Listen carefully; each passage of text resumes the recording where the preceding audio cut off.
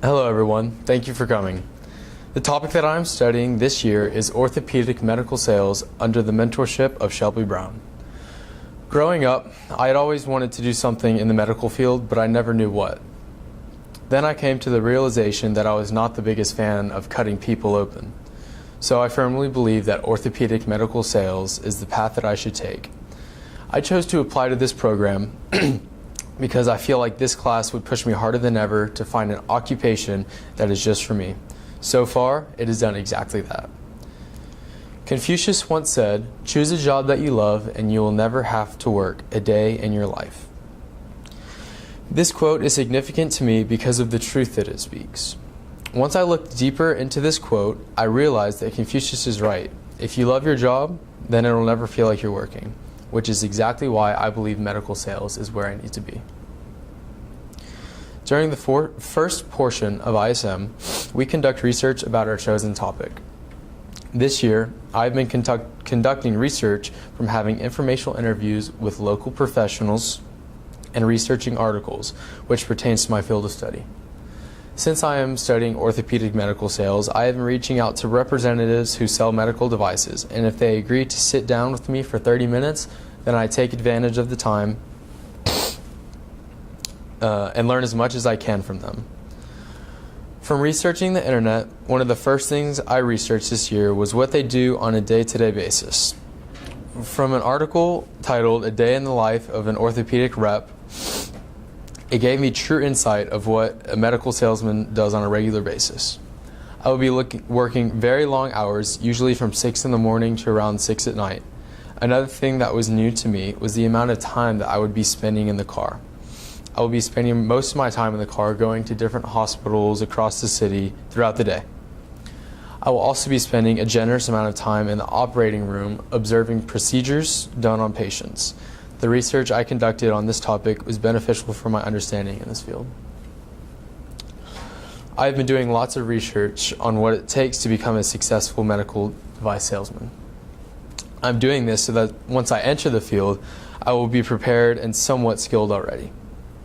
4 tips that professionals in this field have passed down are to always act in the interest of the patient, know your products and procedures, be curious, and also have integrity and ethics. As I read the article about how to become successful, I made sure to take away the key points in order to benefit from it. The first thing to consider is to always act in interest of the patient. This means that I should never be selfish in the operating room. I should be selfless, but also a leader at the same time. The whole goal in medical device sales is to win the surgeon's trust and to build friendships along the way. Once you are close to the surgeon, it becomes simpler to act in the interest of the patient. And once I get closer to my patients, business with the surgeon will become easier and more productive. Next, you need to make sure that you understand your products and procedures. Hospitals and surgeons have the opportunity to buy from any medical device company. They're most likely going to buy from the company who understands their products and procedures the best. Knowing everything about your product will only benefit my operating team when the time comes. And it's always good to be a resource rather than an inconvenience. The third tip is to remain curious through my medical device sales career. The biggest thing that curiosity brings is relationships. If I find myself always asking questions, the surgeon's answers will be beneficial and can potentially lead to other conversations. Being curious and passionate for this field will make my job more enjoyable as well. If I choose a job I love, then I will never have to work a day in my life. The last advice that professionals have for me is to always have integrity and ethics. I have to remember not to bend any rules when I'm trying to get surgeons to do business with me, because that is unethical. The job is highly rewarding and you truly do get out what you put into it. Through researching orthopedic medical sales, I have read other articles that have taught me more about this topic.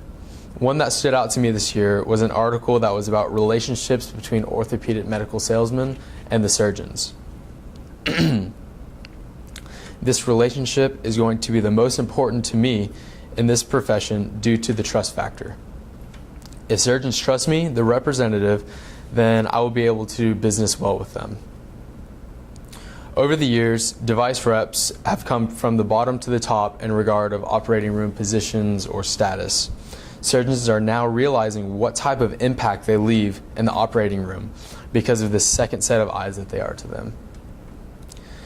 During an informational interview with my mentor, Shelby, I was taught the basics, from how to be a better person with other surgeons, and she even showed me how to read an x-ray with bad arthritis.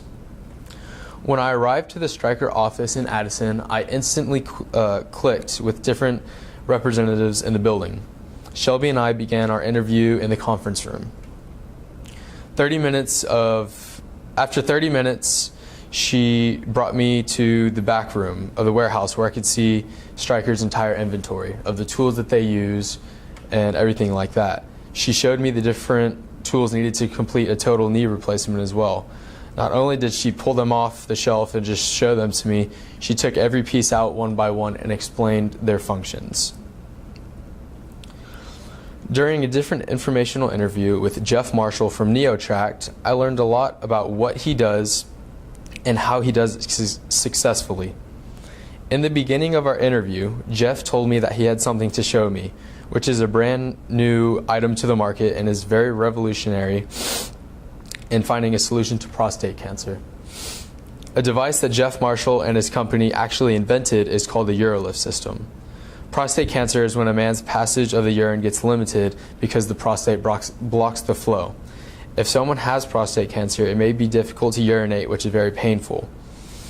When a man gets it, their options are to either get on medication or get it surgically removed by heating it up. Both of these options will help you, but the amount of side effects is vast and the recovery time is also extended. With the new UroLift system, it allows the doctor to go into the urethra and put bracket-like structures on the prostate to make it open so that the urine can flow nicely, just like it used to. In other prostate procedures, the doctor would go in and heat it up and almost burn it off, which leads to mass side effects. With the new UroLift system device, it is revolutionary and leaves no side effects to the patients whatsoever. This device was very interesting to learn about because no other doctor has used it besides Jeff and his team of 5.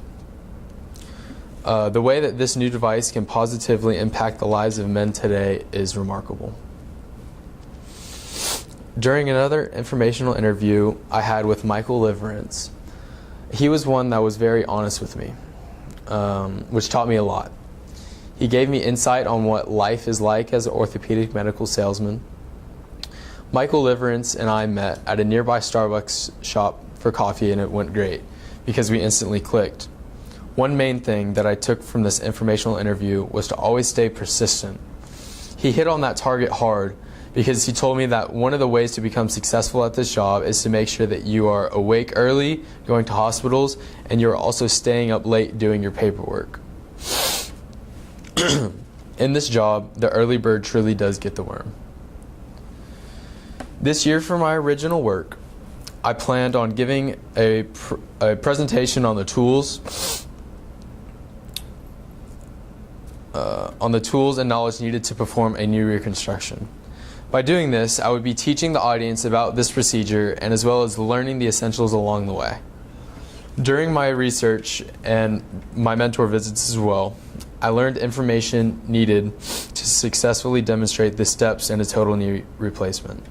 After completing my original work, I was able to understand what all went into it.